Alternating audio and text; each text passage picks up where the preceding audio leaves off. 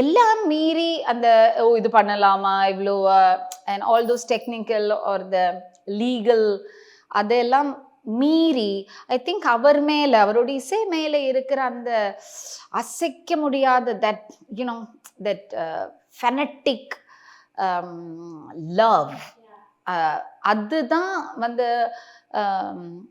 இவங்களையெல்லாம் அந்த மாதிரி அவங்களோடதுலேருந்து எடுக்கிற வைக்கிறதுன்னு தான் நான் நம்புகிறேன்.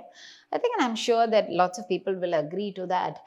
அண்ட் அவருக்கு ஆக்சுவலி ஒவ்வொரு சாங்க்கு இப்படி இவ்வளோ கேட்குறாங்க அவ்வளோ கேட்குறாங்கங்கிறது, பட் அவரோட இசைக்கு எப்படி எடை போடுறது, எவ்வளோ ஈடு இல்லை, எவ்வளோ பைசா கொடுக்கறது அதுக்கெல்லாம்?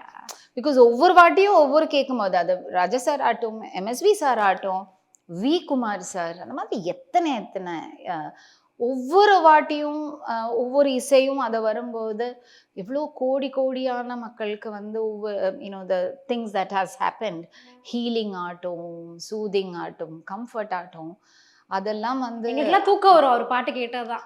அதுக்கெல்லாம் எவ்வளோ பைசா, how can you even equate with some moneyன்னு எனக்கு புரியல. ஐ திங்க் அதெல்லாம் அப்பாற்பட்டது. அதுக்கும் மேலே I think I don't have anything to say.